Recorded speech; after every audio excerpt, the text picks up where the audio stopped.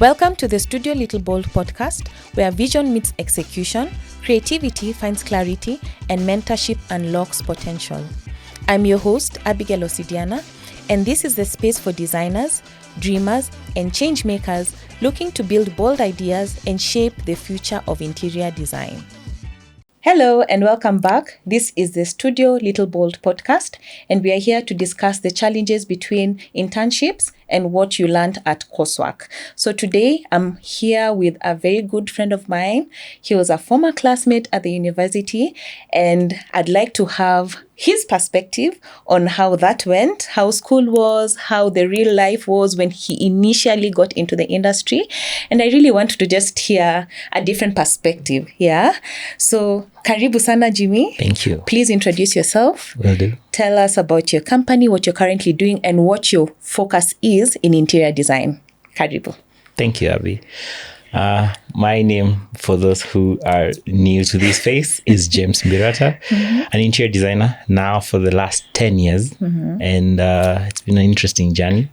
Like mentioned, yes, we were classmates and a lot of the time group mates. So this is where we would do a lot of projects together. Yeah. And I think the journey has been interesting from school through to where we are currently. You find that what you learned in school and what's on the ground, like we say, qua ground, is something very different. And the exposure is what shapes how you end up in life, and especially in the journey of design.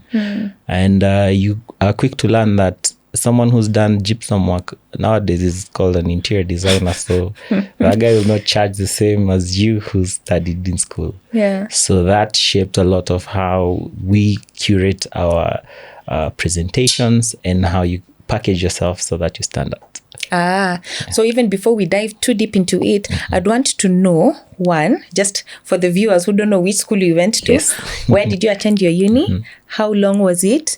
And currently, what's your focus in interior design? Because interior design is very wide. Yes. So what's your niche? What are you niching on right now? Okay. So school was Maseno University. That's where we did coursework from 2013 to 2015, 2012 to 2015. That's 4 years. Maseno University is in Kisumu County, I think so. Yes.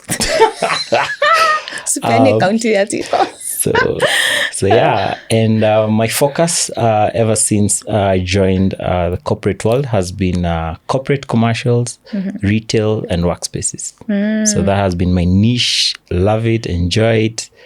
Still my focus even now. I'm currently running my own farm. It's called Slick Fit Studio Limited. It's young, very vibrant and energetic team. And we have a good opportunity now because there are no barriers to entry in our market. If you can deliver, you have a shot. So it's very interesting what you mentioned. So for myself, ever since my internships, I think I landed in firms where I was doing residential interior design. So as I mentioned, interior design is very wide. So I've always been in the residential space, and also in my firm, Studio-littleBold, I focus in residential interior designs for individuals and for developers. And he's mentioned that he does commercial interior design. So for anyone who's currently in school pursuing interior design or wanting to join the industry, just listen to just understand the different aspects. Also learn that there are different niches so that you don't feel very confined. Yeah? Agreed, yeah. Good. So let me ask, why did you even choose interior design? What got you there? Interesting story. At first, I was never to do design. What are you supposed to do? I didn't even do design in school or high school or primary. None. No art, no nothing. Nothing. I was to be a marketer. I really loved talking and interacting with people. Don't say loved. Love. That's who I am at the core. So how I ended up, also that during that time we were choosing courses, I missed that course by about 2 points. My parents said, if passed, there's no way you're doing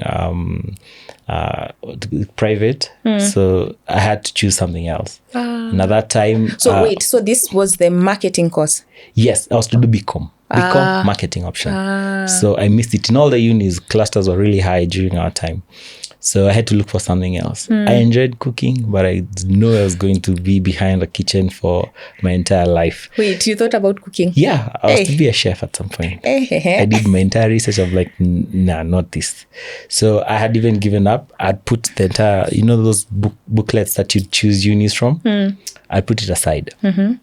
One day, so my mom told me, look, time is running out, you need to pick something. I remember it was a Sunday. I was watching this show I used to love called Extreme Makeover. It used to happen on Sundays at 6 p.m. So when she told me that and I was watching, and I'm like, wait, is there anything in uni that's related to this that I could do? Because I enjoyed fixing things. I enjoyed aesthetics.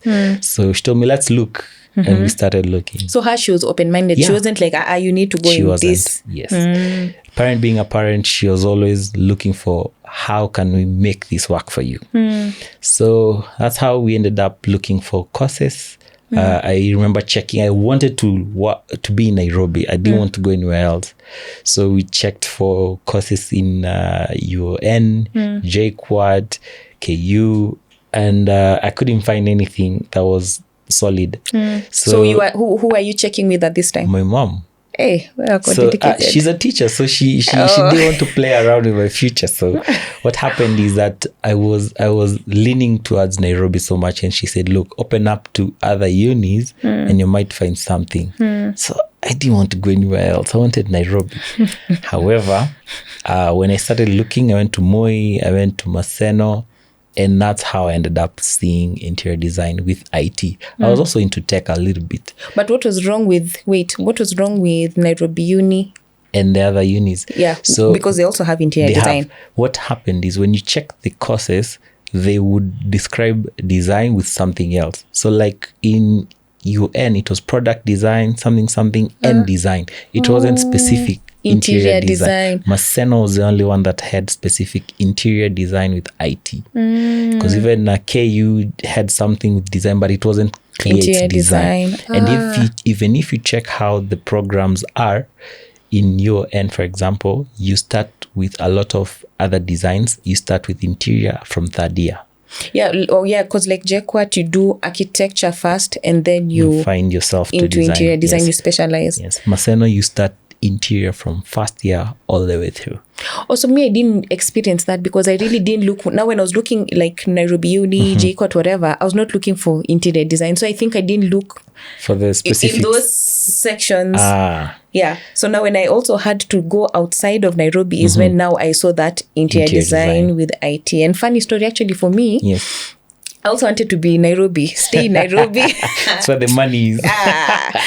So I wanted to stay in Nairobi, and I remember my elder sister was in USIU. And I remember when I was checking, and she just looked at me and she told me, you are dumb. So I'm asking her, what's the issue? And she tells me, why are you choosing a university? Because now for her, she was using her trauma or her own experience. So she went to uni in Nairobi. And for my folks, if you study in Nairobi and we have a house in Nairobi, you're a day scholar. Wow. And she was like, my experience in uni, like, go and live and, experience university. So she told me, go far, go as far as you can, go somewhere else. And then you just find yourself and find how to take care of yourself and stuff. So that's how I ended up in Maseno. Far away from home. Far. It was like... so interesting. So for you, just tell me actually your first, what you felt. So now you wanted to go into a uni in Nairobi. You're not going there anymore. Yes. You've now gone to Maseno. Yes. You've landed. First experience, or what do people usually say? The first thing that comes to your mind, the impression. What is your first impression?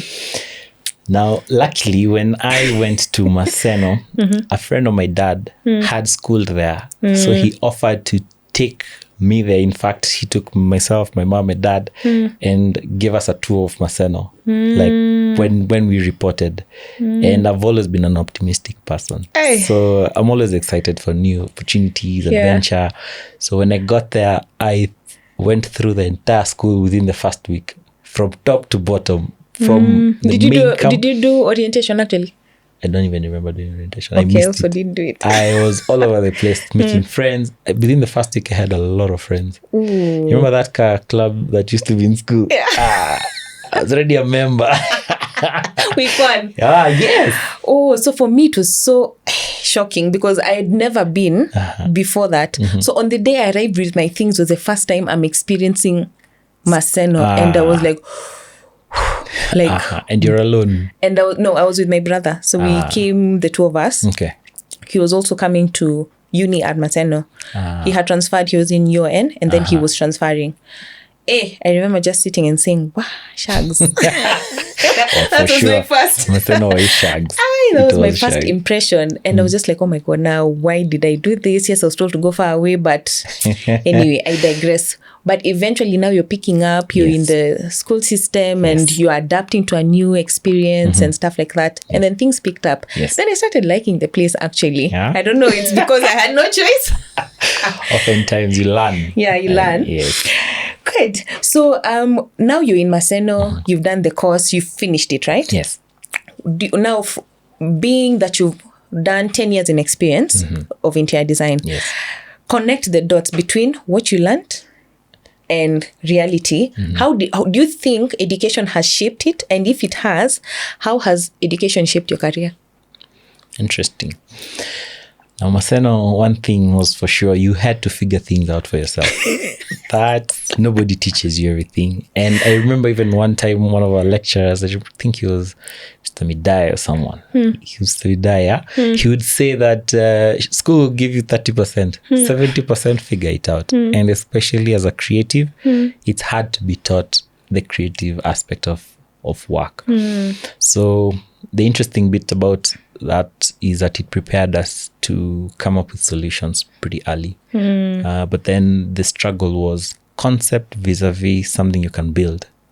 Yeah. The difference between a concept and an actual technical item you can build is so different. So much. Yeah. So I remember we'd come up with a nice creative element in a space. Let's say it's a nice sofa or it's a nice table, but you can't build it. And I think that's one of the tough things I had to learn when I left school is that you can, because you could 3D model. If you can model it, but you can't build it because it's not practical. Yeah, and that's one thing I think was really missing during like the coursework. Yes. One thing I would pick up is there was no convergence between this is the concept that you're trying to achieve and this is how it's going to be executed. Yes. It was more, to me, I felt like it was very aesthetic. Yeah, more like creative and just, this thing looks good, you're creative, it looks good. Yes. Kind of scenario.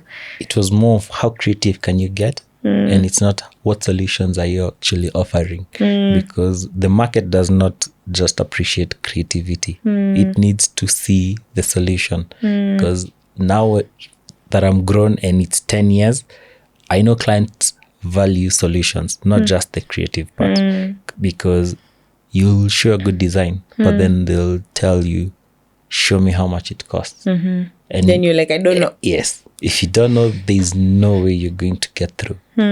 Yeah. So other than that, now you've come to the reality of interior design. Yes. You're realizing your concept maybe is not making sense to how it needs to be executed. Was there another challenge that you had in maybe adjusting to the expectations of the real world or adjusting to the pace of the real world? Was there a challenge in that aspect? Yes. The main one being the level of detail it takes to actually offer solutions. Because like it mentioned, coming up with a concept is easy. Ensuring that concept actually solves a problem was difficult, because you have to draw. You have to actually draw a technical drawing that can be interpreted by someone building. And that was a shift, because we were used to doing 3D visuals that are quickly impressive. But we did TD though. We did technical drawing as a unit. Yes, but the level of detail. I think I remember you could draw a section. Yeah. But the section you could draw then and now are different. Right now, if someone shows you a section that you did in school, you'd not be happy about yourself. Ego. Yeah. And it boils down to the level of technical requirements that school had. It didn't require us to have that level of technical drawing. Was it good enough as a section? Yeah, it's good enough. But then if you now use that to give a contractor and build, they can't. It doesn't have enough information because I later learned that drawings are communication tools. If it can't communicate, then it's not useful. Yeah, and one thing like aspiring or budding interior designers need to know, like whenever you're doing a drawing to be sent out to a supplier or to be sent out to a contractor or a fabricator, you need to draw it in a way that it reduces the number of phone calls that they need to make to you. They shouldn't be asking you, and what dimension is this? And what material is this? And what is like, it needs to really communicate as clearly and concisely as possible. Even though reality, sometimes you send these drawings to site and a fundi or someone will decide, I want to draw this thing because this is the way we've been doing it for 30 years, you know. But that's a whole other discussion because now you have to stand up for your design. You have to stand up for what you decided to draw and tell them, that was 30 years ago. My drawing today says we are drawing it like way. We are going this way, you know. And sometimes it needs a lot of courage to be able to stand up, you know, because these guys maybe are 30 years older than you or 20 years old, and you're like, how am I going to tell them that? And then sometimes they make you doubt yourself, like maybe you're drawing the wrong thing. It's not accurate. It's not accurate. In fact, one of my mentors along the way taught me that as a designer, you always have to have an opinion. And you also have to stand for your design because people will poke holes. And if you always accommodate comments and ideas, you'll now be designing their stuff, not your stuff. Not your stuff. And so it's a balance, As much as you want to be very collaborative with your client and pick up whatever they need, again, you're the professional, right? Even with the suppliers, you're the professional. Sometimes you'll hear and ask them or an opinion, by the way, is this section making sense or is this area making sense? But it can't be everything. No, Jimmy, why didn't you make this blue? You know, blue is usually better. Okay, now Jimmy, you know, okay, you know, it means you don't even have a stand. By the end of the project, it doesn't look like anything you envisioned. Then you really aren't even proud to show it as your portfolio, you know. Absolutely. And in terms of pace, now you're in the workplace, You're used to the way project you just do with your flow. Yes, you have a timeline in campus, but you're just moving with the flow. How was it for you? I think one of the hardest thing to adapt to was programs and timelines. I was such a last minute person. I remember you'd get a coursework and it's supposed to come up with maybe a casino. I remember there was one time we did a casino and the last 2 weeks of submission is when I started that job. And I had 3 months to do that job. Brought that thing to workplace. Oh my God. I remember there was one time we had a submission in the morning. I was in that office until 3 a.m. Doing drawings for submission. Guess what? They were returned. They were not good enough because they were not complete. That last minute attitude was not cutting it. So I had to actually spare time and develop things properly. And that's one of the things that had to shape how you do, especially in meet corporate needs, because there's a lot of money at stake. As much as there was a whole hierarchy of who gets to do what and who reports, at the end of the day, it will trickle down to who is doing what that needs to be submitted. So at that time, is it that there was no one to like check, like, it's because at that time you're a junior position, right? So there was no one checking like this or like first review or second? There was. However, I was very good at PR. And sell stories. I would sell stories always, and I was very enthusiastic about the story. How I would do it. Kupanga watu started kitambo, but it was a survival tactic. But it caught up pretty quick. Now I had to actually deliver. So what would you say, for example? So for example, there was this PM who'd come, and I would be nice. You know, when we meet, we talk, of course make him feel nice. Whenever he's coming at me, I'll tell him something and he'll know, it's okay. We're good. And until it's the last minute, he's literally standing on my desk. I'm like, we need this. And I'm like, kidogo tu. Even under pressure, you know, you're still peering. inaisha. Under And pressure. you'd realize that, and how I ended up now actually shaping up is I got assigned a project that had now my boss then. Oof. My boss was very thorough, and he would mark your drawings with a red pen, and you'd have to draw, print, go sit with him. Now I had to shape up. Because you can't do your last minutes, There you was no can't last do minute. your PR. There was no. And if the PM is supposed to submit on Friday, the review is inclusive of that Friday by the boss. So I have to finish by Tuesday, get it reviewed, sit down, make adjustments, have it reviewed again, and there was always a red mark. I remember there was one time I reviewed once, second one I didn't submit for review, I just gave it out. Oh my God. Problems. Worst mistake. Because now it was a costly mistake, because even in terms of costing for the project, it was not done properly. So now it became that project had variations. Ooh. So these things you didn't know the impact until you started actually experiencing them. So now the reviewing was mandatory. Yeah. Not for anything, but for my own sake. Make sure that You're covered. You're covered. And that's one thing I think interior designers need to learn, not only budding ones, even those who've been in the industry, let's say for 5 years. I realize that some don't really feel like, I'll just do and send. It's okay. And you don't understand the impact it has financially. Once kwanza it hits you and your account, I'm telling you, check your drawings, a good one. Yeah. You look at them thoroughly, Yes. you review. Yes. Because I remember I had a discussion with some team members some time back, and I'd be like, okay, I understand our company policy is finish your work between 8 to 5 and 5 o'clock go. In fact, don't stay to stay impress late. me. Yes. However, they took it too literally. You get like for 40 bags are being packed, gone. And I don't have a problem with that. But my challenge was, you're doing, but you've just, as long as I've just finished enough to send to you, I don't care whether it's correct. I don't care if I've checked it. I don't care if it's complete. I don't know if I've put the right codes or not. Like, see me, I've submitted to Abigail. I've gone. See, 5 o'clock has reached. Then I would say, you see, if we are fired, we are all being fired. It's not me being fired. All of us will be fired. All of us won't have work. So stop looking at it as though, but 5 o'clock has reached and see me, I've given my work. Yes. If you've left with the confidence that this thing is correct, okay, I checked, my codes are correct. Yes. The tile was called ABCD, not ABCF. Yes. That F can really mess you up, Absolutely. And you'll end up procuring all these tiles, for example.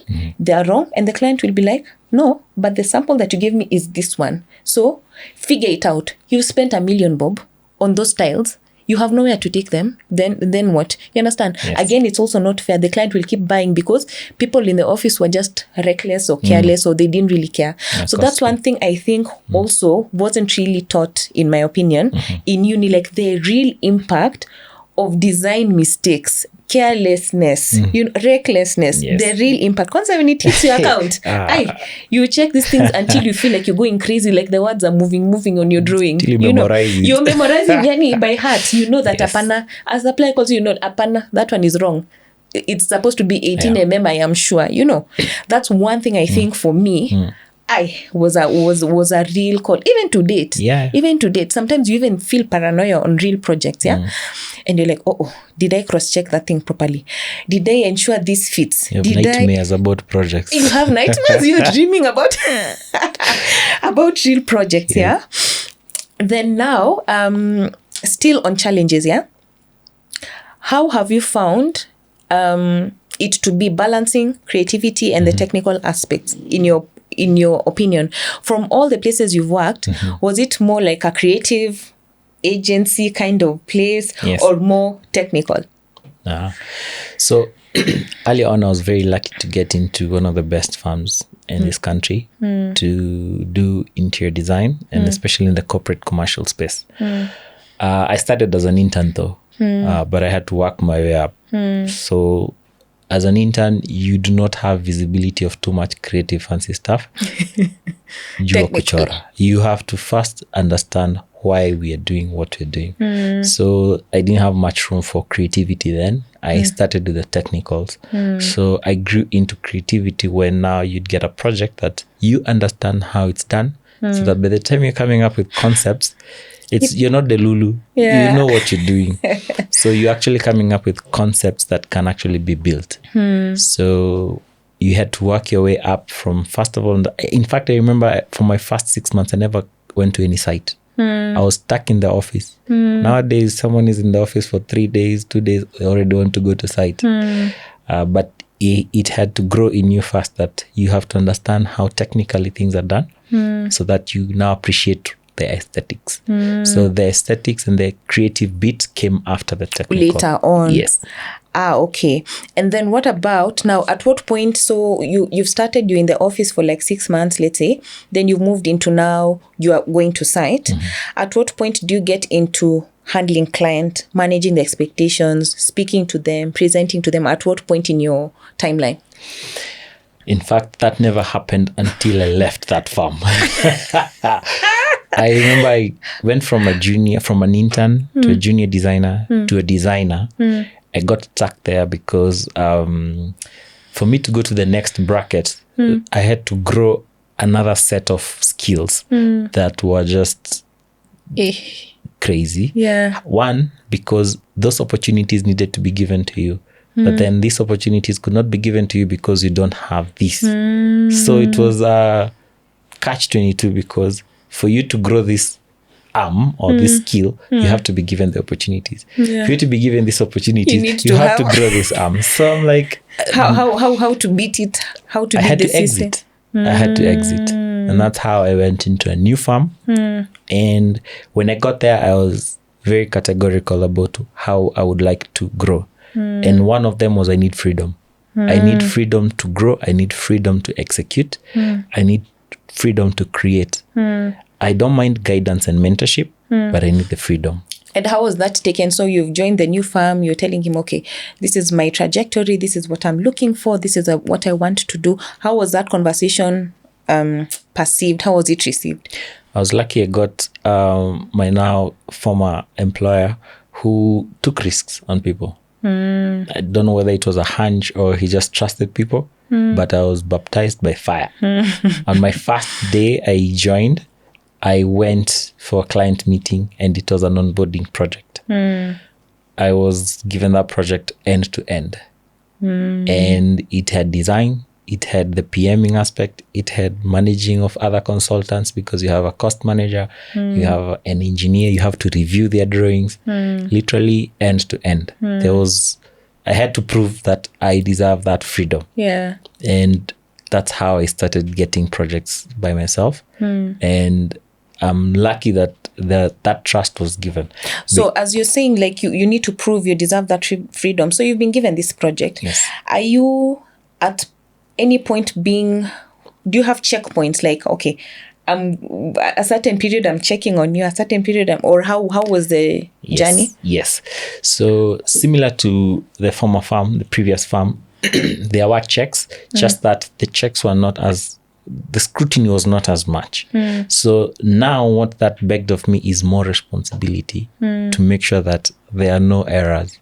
So the that's checks, even scary. it was. The checks were there, but they were just enough to make sure that you actually are flowing. And I remember now more responsibility was making sure that there are no errors, because if he doesn't see them, it means it's gone to site. Yes. So I had to make sure, and the project was an expensive project, and the client was very flexible and could afford whatever we created. So there was no room to say that, oh, that's a mistake. So we had to actually prepare proper drawings. We had to do proper research in terms of finishes. We had to come up with a good strategy of how to execute, and even review other drawings from other suppliers, like the MEP engineers and the BQs from the cost managers. So these checkpoints, are they formal? Are they let's say every Friday I'm checking your, or is it every stage? For example, if you finish concept, bring I check. Then if you finish these drawings, bring I. How was it structured? So since the project was milestone, it had milestones, and design, that's how it is. Once you come up with a creative package, that's your design, your 3Ds, your visuals, and your specifications, you have to present, or you have to sit down and probably cost it. So of course, design is a first part. You come up with a creative, you present. So internally, I had to present before we present to the client. That was a checkpoint. So who are you presenting to the team or to your boss? To my boss. Okay, there's no a group of people. It's just one-on-one. Yes. So in that organization, the way it was is once you have a project, you're reporting to him. Directly. So how I ended up now going through the checks is every stage was a check. So you do your drawings, that's a check. Once we're on site, do we have all the documents, all the schedules, all the specifications? That was a check. Once we got to site, now everything was on me. So let me ask, so you've come for the review, let's say I'm your boss. Yes. Are you presenting to me or have you printed drawings and I'm checking one by one, or has he checked ahead of time, then we're reviewing what he has checked? Like how was it? So because of his nature, we would check it together. One by one, yes, one by we're one. going through together. So you don't send and then he checks and then you come. No, it's you put everything together, we sit down, we review. So if it's a presentation, we go to the boardroom, project it, go slide by slide, make amendments, make notes, go sit down and change. If it's the drawings, again, the same. Go to the big screen, change this, change that, make adjustments, and sometimes would have the screen and a paper. So the paper is for annotating and the screen is for visibility. So we'll do that for every document that needed to go out. So for this, let me just go on a tangent a little. Based on your personality, were you, or should I say were you or are you, do you have a preference to working alone or to working in groups? I prefer actually both because it depends. If you have a lot of tasks and you don't have time, it's best to work with a group so you can now apportion. But if you are not so strapped, if the project is a nice project and you want to own everything, I want to work on it end to end. So meaning even these checkpoints then were not intimidating for you because you're okay to work alone, you're okay to work with groups? No, they were not. In fact, they were good because remember the risk. You want to mitigate the amount of risk once you're done with the design, because that's a challenge when you get to site. If you have not done your checks properly, you'll have so many variations, so many errors, and they'll be costly at the end of the day. Yeah, because there are clients who don't want those variations. They don't. They'll tell you when the project is starting, no variations. In fact, your contingency is usually cut to a specific amount, because oftentimes contingency in projects, especially big projects, are usually a percentage of the entire project. Client will say it has to be a fixed amount and you have to have approval for you to spend that contingency. So, and if you're going to spend that contingency, they have to see where is this error coming from. If it's yours, you don't get paid for that. Yeah. Figure it out. If it's their addition or something happened on site that could not be foreseen, then that's acceptable. Which actually happens, and people need to understand, like, there are things that happen that are your mistake as a designer, and then there are others where the client decides, I want to make a change, or I saw something better, or no, based on this, maybe I got, let's say we selected, let's say we've gone to Dubai and we are supposed to buy a 600 by 600 concrete tile, concrete look tile, and then we fly to Dubai and we find they have a sale. And they're like, this other tile will still work, but it's 50% off. You know, then you change and you adapt to the scenario at hand. So sometimes even when you're rigid as an interior designer, it's a problem. You have to accept, because at the end of the day, you're designing for the client. As much as it's your creative element, you just need to make sure that guide them as much as they would like that. Guide them so that it doesn't deviate as much. So that's, you're the level head in the project. Like, okay, this is what you want, but it's not going to work for our project. Or this is what you want, but it's okay. If I use this and this, it's fine. We can move on. But others, you just stay firm and say, this is not going to work. And if they, push on, actually, how do you handle that? A client who you've told, this is it. This is not it.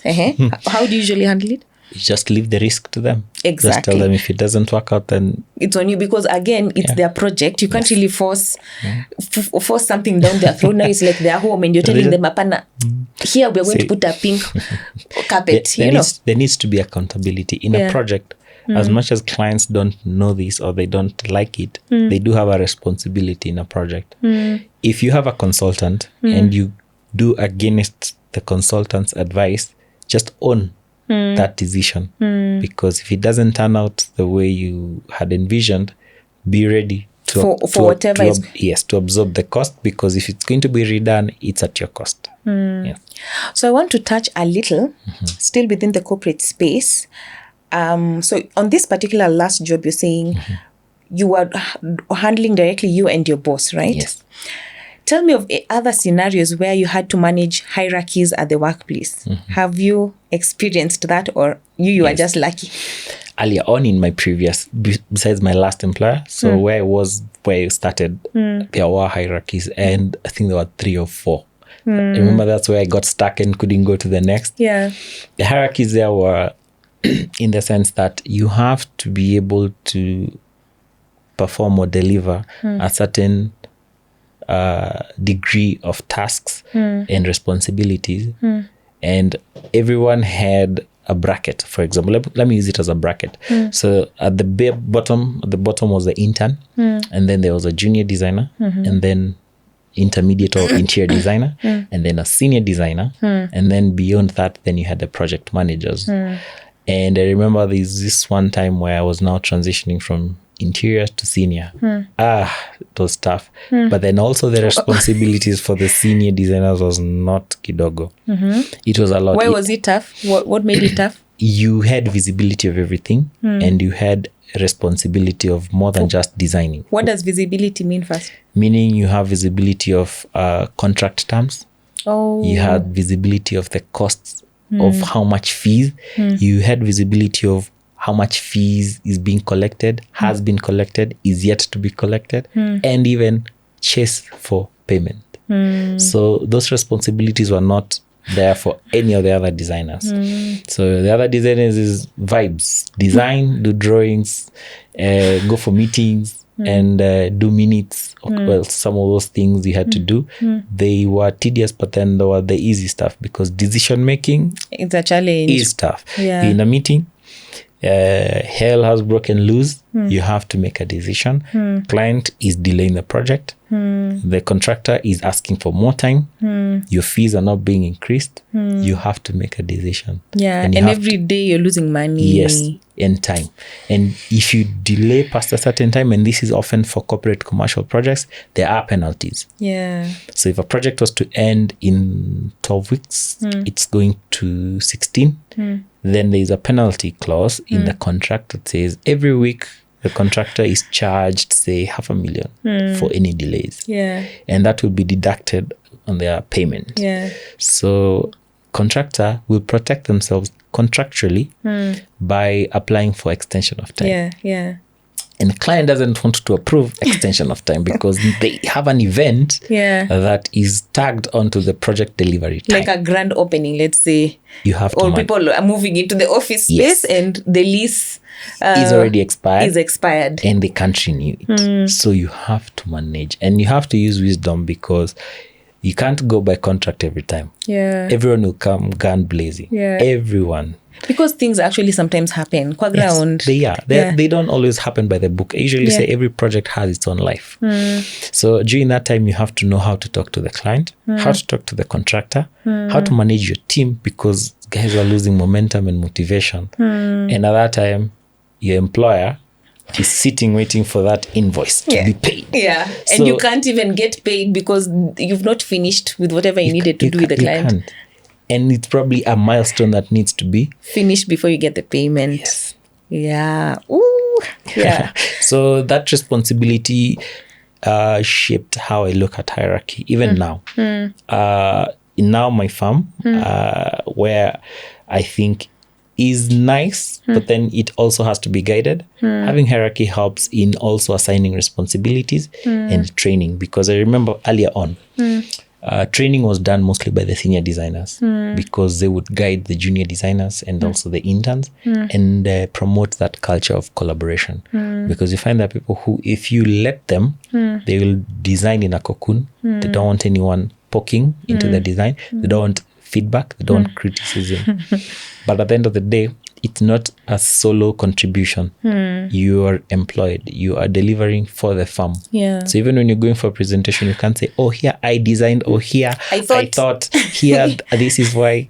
No, it's we. We came up Whether with. it's a wrong decision, Yes. a good decision, it's we, because It's you owned. you agreed internally and you went to present. Yes, it was owned. And the one who has a signature is the firm. It's not you. So you have to always be ready for that criticism, and you have to appreciate it, especially if it's coming from someone who's training you, for example. They have more experience. They have reasons. Unless they're out to get you, they often do have criticism that's positive, that should shape how you grow and how you execute. So it means currently the way you are at your farm, you've created the hierarchies, or you want to create them? They're there. They're there already. So Yes. you've already put this one answers to Yes. this one, answers to this. But Yeah. so mine is completely different. So the thing is, Mine is different.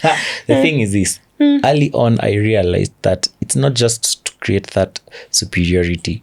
It's to ensure that there is continuity and there is sustainability in the business. In my absence, whoever is next should be able to manage certain tasks. For example, whoever is junior, you need to be able to receive tasks. And if you don't create that, which was a problem in my most recent workplace, there was nothing like that. Everyone is directly it's just the equal, boss, and everyone is else. equal. The challenge with that is, if you're overwhelmed, you can't delegate to your peers comfortably. They'll tell you, Z, I'm busy. You can't do anything. Like die on your cross. Die on your cross. You cannot delegate. Collaboration will be if they are interested. Wow. And some, if they're busy, they would show interest or not and move on with their projects, because everyone is delivering projects assigned to them.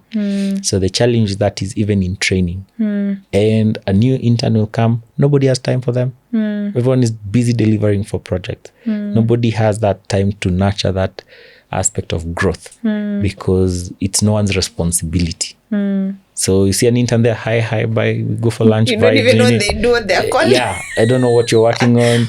I have projects. You see me today, you see me tomorrow.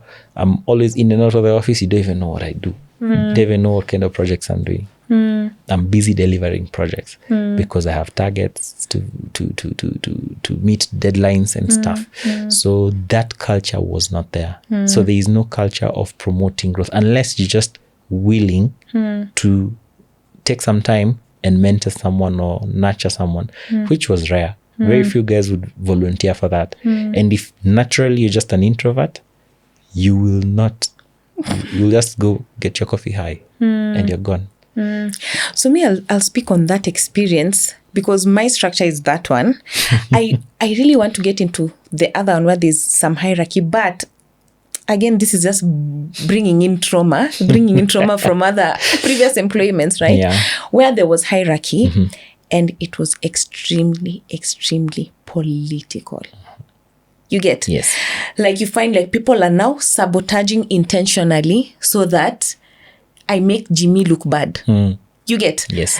So at some point for me, when I left, I was like, I'm leaving everyone to die with their cross. Wewe, kufa na yako, because you're now putting in effort to sabotage someone. You understand? You're putting in effort to make sure this person either is fired, or putting in effort to make sure that this person looks bad, or making sure this person doesn't go to the presentation with what they needed. And to me, I think it scarred me. I remember leaving and saying, by the way, at my company, when you come, everyone has their own trajectory of growth. Yes. Whether you're a card tech, you'll remain a card tech, for example, but a card tech who is growing in terms of, let's say, salary, in terms of perks, in terms of whatever. Yes. But if you're good at card taking, I will not force you to grow into a lead interior designer. Yeah. Wewe chora tu. Just do your drawings and move on, because what? Guys were like literally, like fighting. How to get you. The best way to. So for me, I was scared. Yeah, it can shape how you actually decide to run your farm. And I think even for me, how I'm running right now is a lesson from both my past employers. I took a bit of this from this one, a bit of this from this one. What is nice here? This didn't work here. This didn't, because I've had a chance to work 5 years at least in each farm. So it was enough to gather sufficient intel, structure, systems, and try and curate something that can whatever. work. And in my experience as well as a person, I don't enjoy working alone all the time.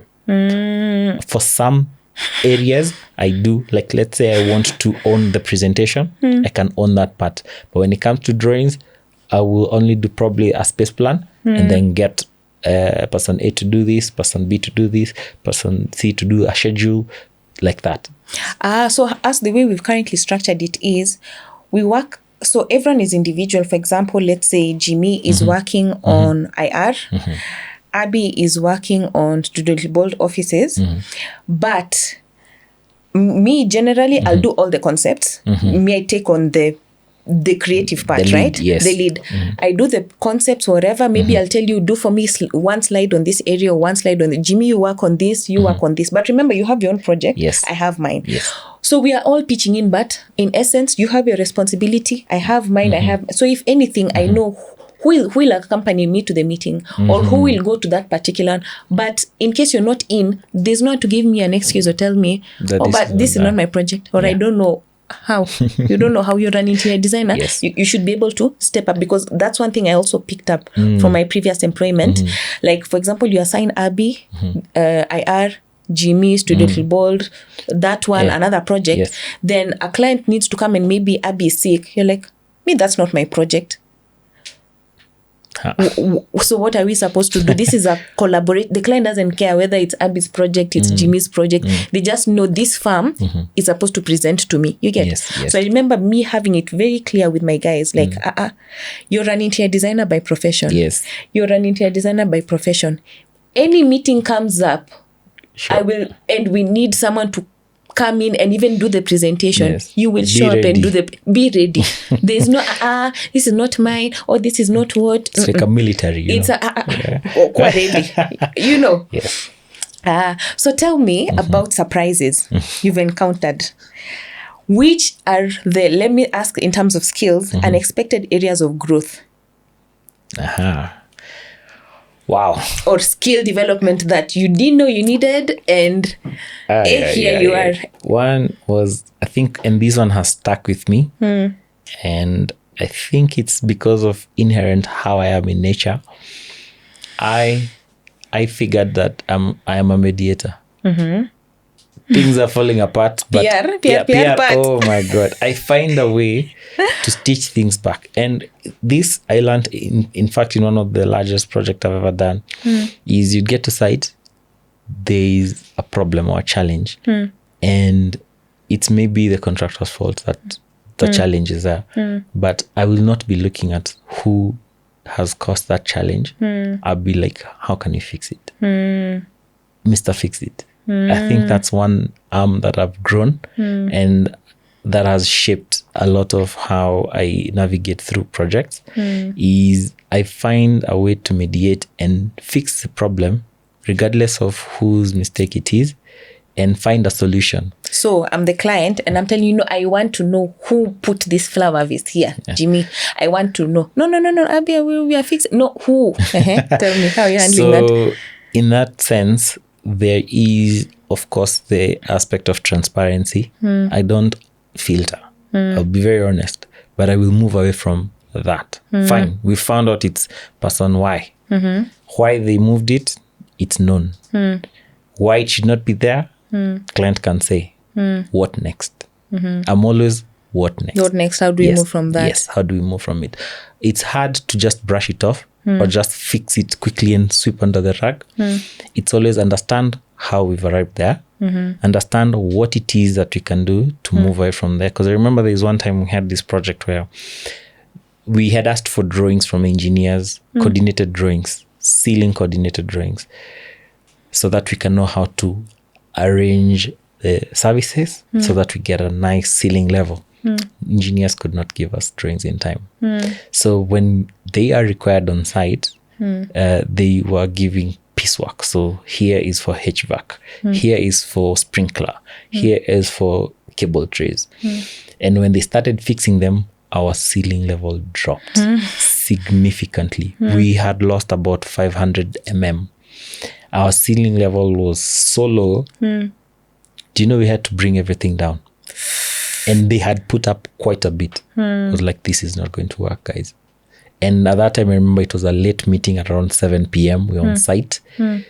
Client was not going to accept that. So before even the client came, we had to first of all acknowledge that this is a mistake. Engineer, you were supposed to send this drawing ahead. You did not. Contractor XY, you were supposed to do setting out so that we can know where these are going. You did not. Now we are here because of this and that. This is not going to be charged to the client. You all have to take this down and it has to be redone. And engineer, this is not being done until you have a coordinated drawing. Let it be known to the project manager that this is a delay from the engineer. You know, we had a drawing the following morning. That you've been begging for. Yes, because they saw the impact. And we had a setback of about a week on our project because of that. And when that was sorted out in terms of drawings, everything went back up and we gained 200 mm out of the 500 because we needed to go up so that the levels could be even. And we gained the space. So that was one area that first you have to own. You have to isolate the problem and the solution, and you make sure there is accountability. Because if you don't have accountability in a project, that's why you start having people throwing each other under the bus. And I'm happy that project, the entire project, there was no one throwing anyone under the bus. Yeah, it was like teamwork. It was teamwork. And it's because we'd created a system or an environment of, as much as there's a problem, we get to the root of it and then we fix it. So how did you learn that particular skill? Because that is not taught in school, right? How did you learn that? Is it by curiosity? Is it by experience? Like, I think just because I don't enjoy fracas. Because you're a PR guy. I don't enjoy chaos. You know, it's, and I watched it from other projects where you'd be in a meeting and guys are just throwing words. And why don't you do this? Why don't you do this? You know, you want them to do it, but they're not doing it. Until I got my own opportunities to fix that. Because when I was a junior, I could see them, but my voice was, no, you can't. Your senior is there. You can't say some things. But at the back of your mind, because of how I'm structured, how I'm wired, I would first of all try and identify where shida yako ni gani, and you, how can we fix this? And you, what do you need? Because even right now, when we go to site and there's a problem, I'm like, okay, so where shida yako ni nini? Why haven't we pulled this conduit here? Oh, contractor hajatoboa shimo. Haya, contractor, mbona hujatoboa shimo? Oh, maybe hatujapata approval from the landlord. Okay, do you have the caretaker's contact? Yes. Can you call them here? Yes. Nakuja. We want to do a code drill here. Can we do it? I said yes, but we need a structural engineer to approve. Okay. Are we using yours or ours? We're using ours. Fine. Can we send a drawing? Yes. We send a drawing. The code drill is done. The cable is passed, and we move on. So you get to the root of the problem and you actually offer solutions. Now, if you sit there and start blaming guys, why haven't you done this? You know, you're being late. Oh, this and this hasn't been done right. You'll be penalized. Nobody's going to do anything. Yeah. Because you'll come again next week. It's and not still talking and blaming and pointing fingers. Yes. For me, maybe I would say my area of unexpected area of growth, I would say, is organization. As an interior designer, you need to have order because there are so many moving parts. There's site, there's the office, there's leave days of people, there's people who are sick, then there's the client, there's suppliers, then you need to travel, then you're procuring. There's so many moving parts.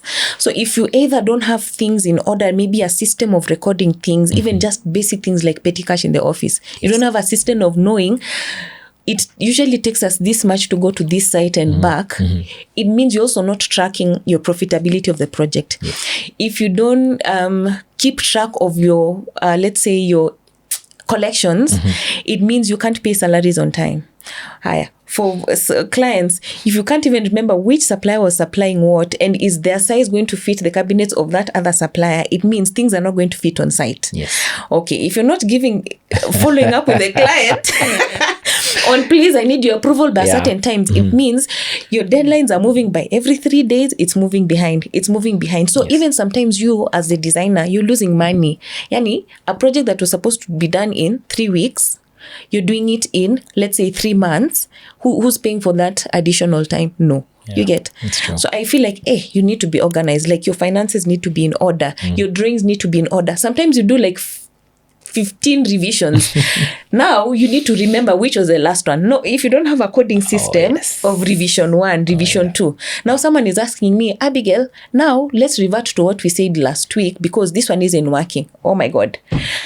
You don't have those files, or you already edited them. You've edited, you've not saved anything, you can't even remember. It means you're starting again to do drawings that were already completed. Yes. Or now that person who did the drawing doesn't even know where it was saved, how it was saved, what it was labeled, or maybe they are sick or they left. They left. Now the computer is there. They left all the files, but okay, what is this file called? I think one around that plan is when I first started working, my first employer had a system, saving files, how you label them, and even drawings, how you place them on a layout. There was a system, and that's one thing I quickly adopted. Yeah. Without a system, you are the system, and in your absence, nothing functions. I've just remembered something, Jimmy. Your first employer was my first employer. Oh, yes. Yes. where I interned, that's why you started working. Interns. Yes. And let me just divert and give a quick story. And I'll ask you how you got there first. But I remember we were in the same class, but we were like, I think 3 or 5 months apart in terms of who is going to semester which time. Yes. And you guys went for the attachment at an odd time, earlier than when it was supposed to be. And I remember now I needed to go for my industrial attachment. I remember I was working in Tao near Integrity Center. I remember I was physically just looking on Google Maps, like interior design firms or something like that. And I remember just saying, you know what? Say, just call Jimmy. I don't know why I wanted to call you particularly. And I call you, by the way, Jimmy, you know me, I'm looking for internship. Where did you do yours? You told me, certain place, it's in this place, and it was near Integrity Center. And then I was like, you're like, come and apply. Kwani ni nini? Then I remember I was walking, not even in a mat or not in a car. I was literally climbing up that car. Car hill. The hill. So I remember coming, going wherever. And let me tell you, to date, I will not lie to you, that was the best experience of my life. I will not lie to you. Hands down. Hands down. Organized because one, she was very... I learned so much from that lady. And I can never forget. I'm always grateful because one, she had some level of... should I say integrity, some femininity, some gentleness. You know, she was very gentle and she had a way of correcting someone with such humanity, such integrity. Like, even to date, I don't think I reach anywhere close to well, and it's something that I usually aspire. I'm like, that lady, I want to mention, let me call her Flowers. Flowers used to... Actually, and her name is similar to that. So, so Flowers used to correct people with such integrity, with such dignity. She would really dignify someone. And it's something I really just admire to date because sometimes you would draw some ridiculous things and give her for submission, and she would still take you through, like, you know, you're human. I don't know how to... that's one skill I'm still learning, honestly. The gentleness and, you know, you're still firm, you still have the power, but you're still gentle. You get. Also, she was extremely organized. Extremely organized. So she had her way of doing her things. She had a structure. And she was more or less the one that, like, for me, she used to review my work directly. At that time, there was no hierarchy. Those colleagues that you can ask, but there was no hierarchy per se at my time. It was good. And I think the reason was because she was an offspring of now the farm where I worked. Yes, which was so orderly also. Very orderly. Yeah. So when you come out of there, you have everything you need for it to succeed. Aye, she was orderly, she was so... And then another thing why I really loved that experience, it was a very small farm. Yes. A very small farm, and which I usually tell people, your first job or your first internship, imagine, don't go to a big place. Go somewhere where you're a donkey. Aye, at that time I was a donkey. But I was a donkey to... Aye, you do everything. In fact, we even had shifts for making tea. I don't know if you did. No. Our guys used to make tea. So it would be like, for example, Tuesdays was my day for make. Like I knew from start to end how to run even, okay, guys in the office need tea. Yes. This is how it needs to be cleaned. Cleaning and all. Cleaning. Then you need to do the drawing. You need to give submissions. Then she threw me at a big project as an intern and she was like, pambana na hali yako. She went 2 meetings with me, left me the rest of the time. It was such an opening experience, you know. So I really loved that. It was a good experience. I was there for an internship for 4 months. So when I left is now where I was excited for where she was before she started her own. So that's how you got to the other place. Yes, that's how I got to the other farm. But how did you even get to her farm? I checked her out online. Really? Yes. I checked her out. I was so bold, my God. I was so bold. I checked her out. No, how did you know about her to check her out? Or you just... I was looking for interior designers. So when I got there, I checked online and then there was a contact. I called. I'm like, I'm so. I'm from Maseno. Do you know I didn't even know she was from Maseno until I got there. Oh, really? I didn't know. She was also from Maseno. So me, I learned about that later. Yeah, I didn't know. So when I applied, I think probably she saw from my CV and she's like, one of my own. Kuja. Yeah, probably. But then one thing was that I was very aggressive in terms of the opportunities. So called and she told me that there was a slot. I could come in a certain date and time. I said, fine. And that's how I relocated. I was in Nakuru, where my folks are. So I came to Nairobi. I was staying with my cousins. So I did my internship there at the farm. So me, I did 6 months. You did 3. I did 3. So me, I did 6 months internship of 5 and almost 6, like maybe a week short of 6 months. Then I went for my 3 months in school. Then I came back. Now she employed me at now Jobo. When you now went there, now I went to the other farm now. So that's where we parted ways. Like bye bye. Parted ways. Yes, I went there, and it was also a very great experience. And for me, it was easy to transition because I had already adopted the system of working because she didn't change anything. The system of working was the same. And I went to now that farm. In fact, that was a very easy slide in for me because I already knew how to navigate stuff. The system. Yeah, because I remember I did my internship for 2 months and boss was like, this kid knows stuff. Hire him. Yeah, because I remember like for me, as now in my farm, I really am focused in detailed drawings rather than the flowery side of interior design, decor and stuff. And maybe it's because of her, because she was so technical and very thorough and very organized. She would review your drawings like, class. Like, and mark it out and mark, and I'll be like, whoof. Guess where she learned that from that other farm. It was an amazing experience. Because even when I left now to the place now I grew so much, the farm where I grew so much, it was easy for me to take up roles and grow into ops. Because on this other place, even I was doing cooking tea, I was handling petty cash. I had already created even a system for half of petty cash. So when I'm going to this new farm, it's a startup. I'm like, Kwani, you don't know things. I'm like, there's a petty cash thing. I remember even telling the accountant, she's like, I'm like, no, don't just let people give you receipts. Put them on an Excel sheet. Do it like this, This amount goes to, So by the time I'm going, it was so much easier to kind of transition. Wow. So that's nice. That's growth. Yeah. Actually, I'd forgotten. So I always remember this last place, but I'd forgotten about the middle one. I don't mention names. I'd forgotten about that. So when you had started the story and you're saying he, I'm like, it was a she. Remember, there was now the 2 transitions. Cool.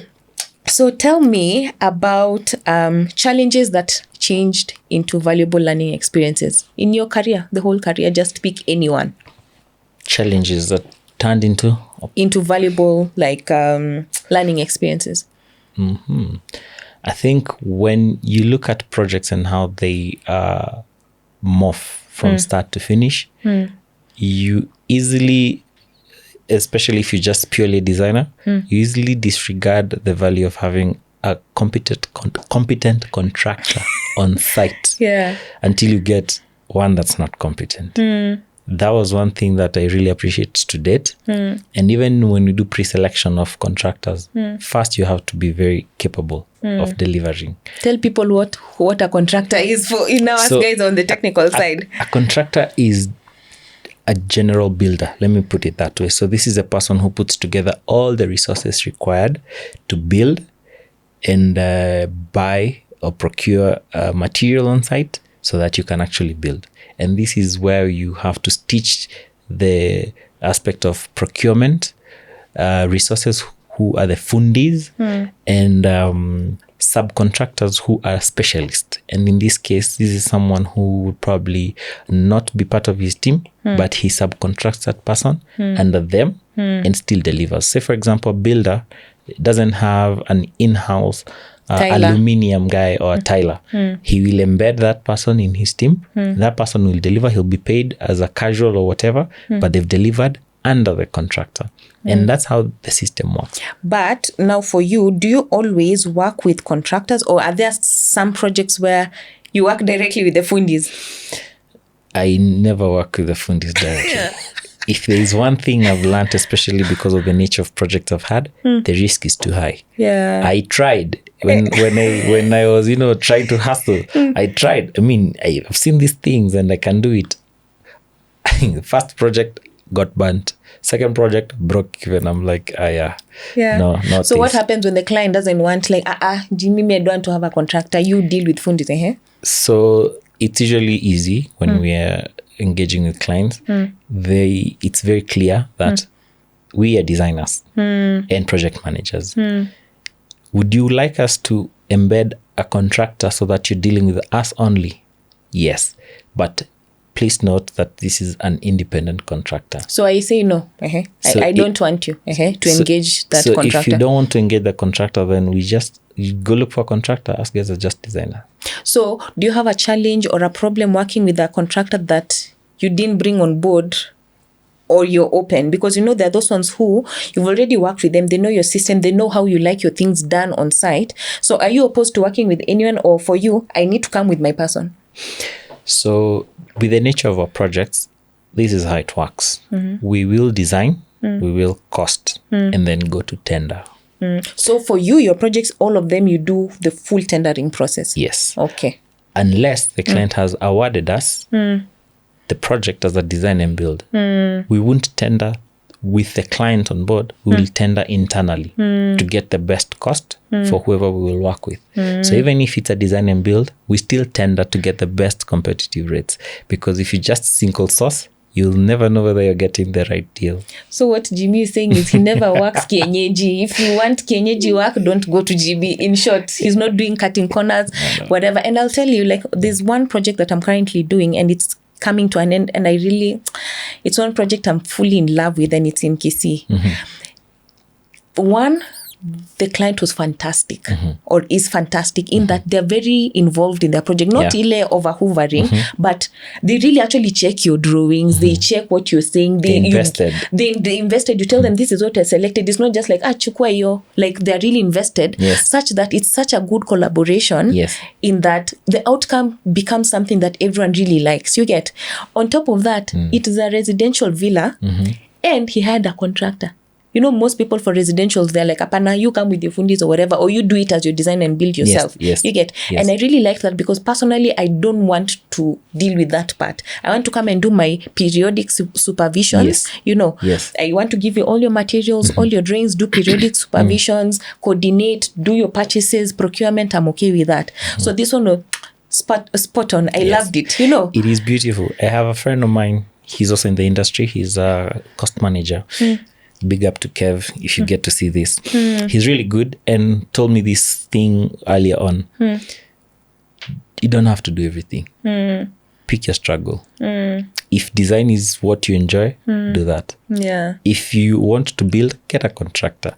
Because for the projects that we do, the risk is so high that if you fumble, how are you going to recover $1 million bob or two? Yeah. A contractor can recover that because their margins are usually good. And they have insurance. Yes.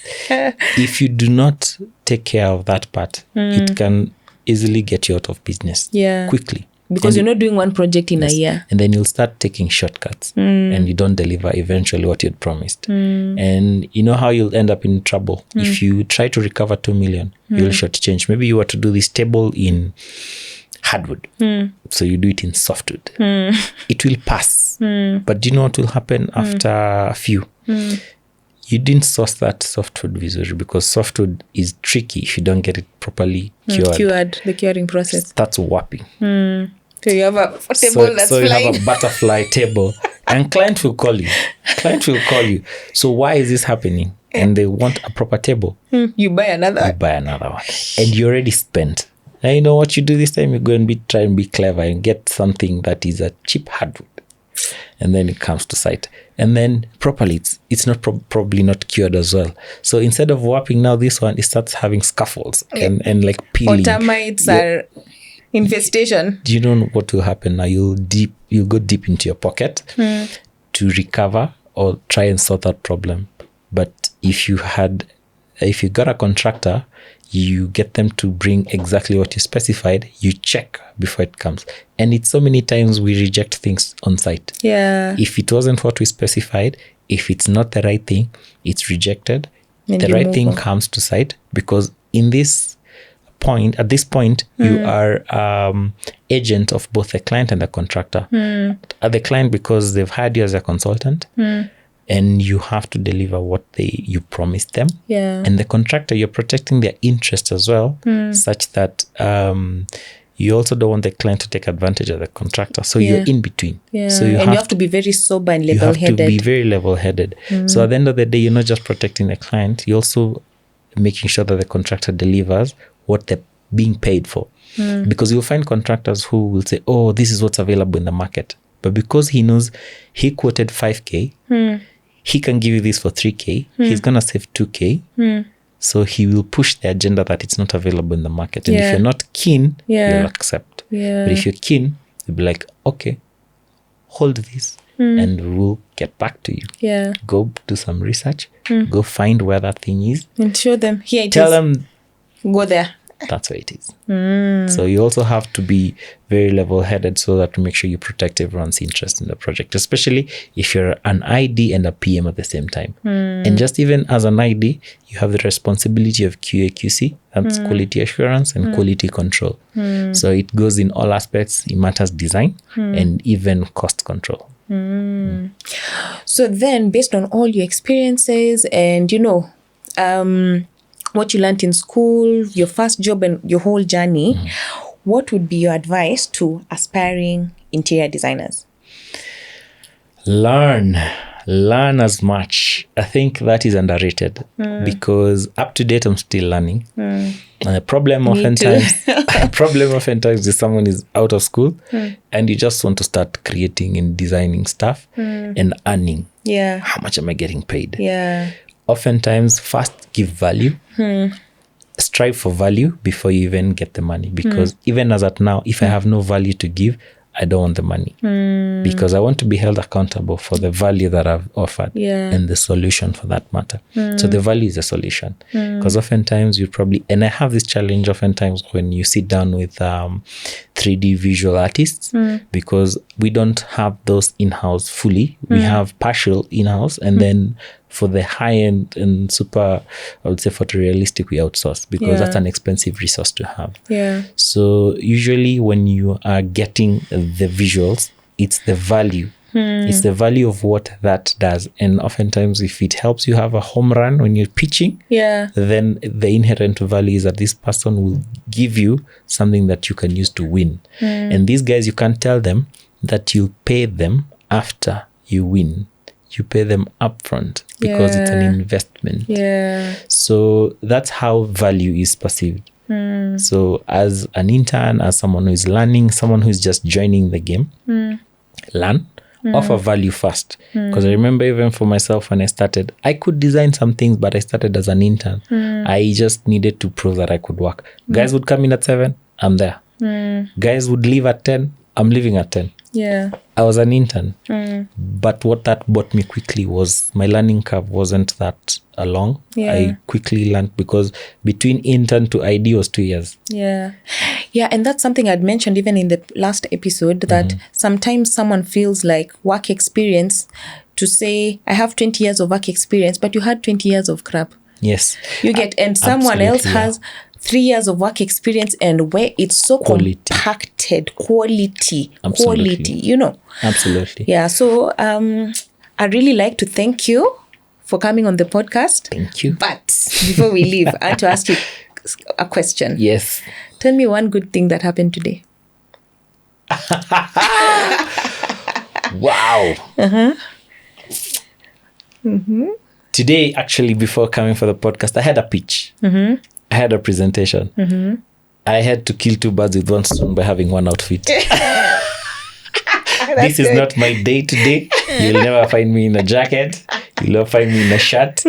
But I enjoy dressing up sometimes. Day-to-day, I'll be in a t-shirt. I'll be in a polo. I'll be in jeans. And I think the opportunity, because everywhere I'm passing today, I'm like, you look sharp. You look sharp. Hey. I'm liking that today. Yeah. So how was the pitch? Went well? Went well. We are expecting feedback by Friday. Hopefully, we win the job. All the best. Thank you. So I'd really like to thank you. Thank you. I want to thank you. I really like to thank you for making the time and contributing to the community, because you see, this podcast is going to be listened to by so many people, many budding designers, people who want to learn from others who've been there before. Yeah. And really, your contribution is appreciated. Kabisa. Thank you. And I wish you all the best on your pitch, in your firm, in your organization. Keep killing it. Thank you. Appreciate the opportunity as well. It's been an honor, and I look forward to watching this. Yeah. In fact, I told my team that I'll be doing a podcast. I'm like, where can we watch it? Yeah. I'm like, we'll have to wait. But thank you. And also, it's a bold move to showcase your competition. Imagine. In the industry. You know what I usually say? Yeah. Imagine there's enough food for everyone. No, that's what I also say. Even today, Yes. Jimmy, I give you all my projects. Yes. And Start everyone else fresh. says, and we say, all this work is for you to do Yes. today. You know, to be able to finish. There's always enough. You will not There's be able enough to for finish. everyone. You get? Absolutely. So we are here. And then remember, you're doing commercial design. I'm doing residential. Now, where are we even in meeting? fact, we are partners. Yeah. Because oftentimes whenever because they do come and get opportunities for residential, I always refer People, residential designers. my residential designers. Yeah. Because that's not my forte or even the team. So everyone who comes on board, so what do you enjoy doing? Corporate, commercial. Good. High five. Yeah. And also for residential designers, my style is minimalist contemporary. Yes. There are those who do African. There are those who do, Yes. Scandinavian. Like, Yes. I mean, Everyone has a niche. everyone has a niche, and Yes. not all clients, Yes. want the same thing. I remember there's a friend of mine who was saying, Abigail, I would never hire you because she's so bold and colorful and wants things on the wall. Like, Expressive. she's very expressive. Like, there are things, there's a lot of artwork and color and Yeah. things are just everywhere. Yes. And I'm like, I actually even may not. Yeah, So I'd like to thank you. And as we wrap up, I'd like to remind everyone of our new programs. So we have 3 programs that we have launched as StudioLittleBold. One is a one-on-one mentorship session for aspiring or budding interior designers. We want to walk along with you. Yeah. And then 2, we have our 6 weeks interior design bootcamp. Yeah. So we compress whatever you need to know, at least basic, you touch, then you can continue learning whatever you need to learn. And then 3, we have our 3-month mentorship program. So this is more or less like an internship. However, it's more hands-on, you get? Because what I've realized is in internships, you may be lucky to get a firm where they hold your hand, or you may be unlucky and people are just busy and your internship 3 months passed, you've not really learned anything new. Maybe you're picking coffee and printing papers and just accompanying people and you're not really learning. But this one, we've really curated the mentorship program to teach you whatever you need to learn. Like, for example, how to do mood boards. practically, we'll do like a hybrid model where we'll do online virtually and intensives where we do actually the physical work of creating some of these things so that you know practically how to do them. So our sign up sheets are on or up on Instagram. You can check us out. Karibuni sana, and thank you so much for tuning in. Until the next episode, see you.